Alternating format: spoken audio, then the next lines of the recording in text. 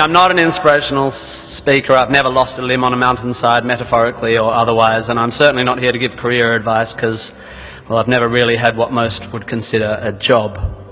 However, I have had large groups of people listening to what I say for quite a few years now, and it's given me an inflated sense of self-importance. So I will now, at the ripe old age of 37.9, bestow upon you 9 life lessons. 1, you don't have to have a dream. Americans on talent shows always talk about their dreams. Fine, if you have something you've always wanted to do, dreamed of, like in your heart, go for it. After all, it's something to do with your time, chasing a dream. And if it's a big enough one, it'll take you most of your life to achieve, so by the time you get to it and are staring into the abyss of the meaninglessness of your achievement, you'll be almost dead, so it won't matter. I never really had one of these dreams, and so I advocate passionate dedication to the pursuit of short-term goals. Be micro-ambitious. Put your head down and work with pride on whatever is in front of you. You never know where you might end up. Just be aware the next worthy pursuit will probably appear in your periphery, which is why you should be careful of long-term dreams. If you focus too far in front of you, you won't see the shiny thing out the corner of your eye. 2, don't seek happiness. Happiness is like an orgasm. If you think about it too much, it goes away.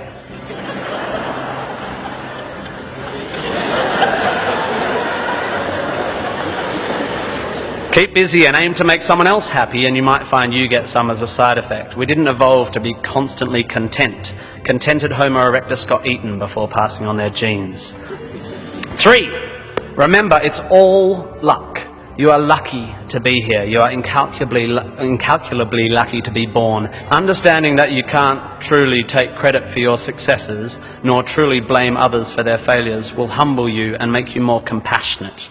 Empathy is intuitive, but is also something you can work on intellectually. 4, exercise. I'm sorry, you pasty, pale, smoking philosophy grads, arching your eyebrows into a Cartesian curve as you watch the human movement mob winding their way through the miniature traffic cones of their existence. You are wrong and they are right. Well, you're half right. You think, therefore you are, but also you jog, therefore you sleep, therefore you're not overwhelmed by existential angst. You can't be can't, and you don't want to be.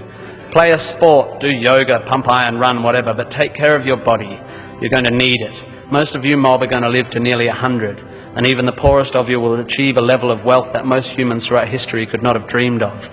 And this long, luxurious life ahead of you is going to make you depressed. 5, be hard on your opinions. A famous bon mot asserts that opinions are like arseholes, and that everyone has one. There is great wisdom in this, but I would add that opinions differ significantly from arseholes, and that yours should be constantly and thoroughly examined.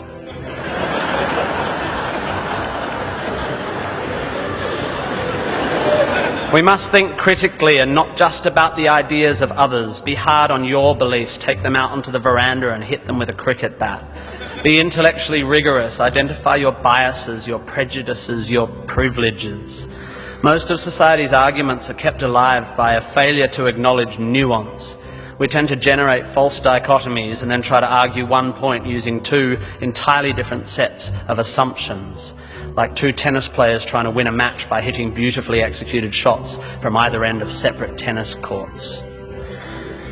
6, be a teacher. Please, please, please be a teacher. Teachers are the most admirable and important people in the world. You don't have to do it forever, but if you're in doubt about what to do, be an amazing teacher. Even if you're not a teacher, be a teacher. Share your ideas. Don't take for granted your education. Rejoice in what you learn and spray it. 7, define yourself by what you love. I found myself doing this thing a bit recently where if someone asks me what sort of music I like, I say, well, I don't listen to the radio because pop song lyrics annoy me. Or if someone asks me what food I like, I say, I think truffle oil is overused and slightly obnoxious.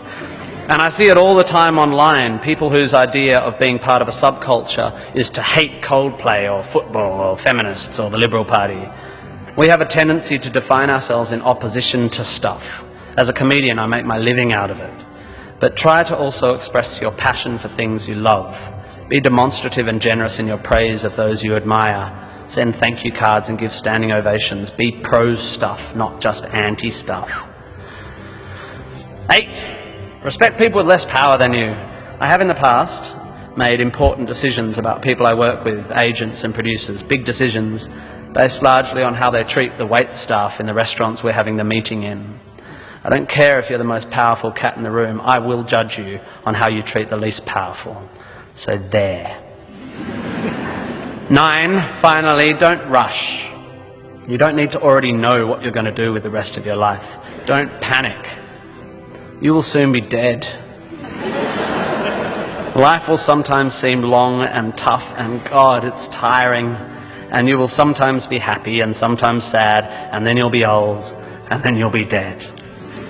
There is only one sensible thing to do with this empty existence, and that is fill it. Not fill it, fill it. Life is best filled by learning as much as you can about as much as you can, taking pride in whatever you're doing, having compassion, sharing ideas, running, being enthusiastic. And then there's love and travel and wine and sex and art and kids and giving and mountain climbing, but you know all that stuff already. It's an incredibly exciting thing, this one meaningless life of yours. Good luck, and thank you for indulging me.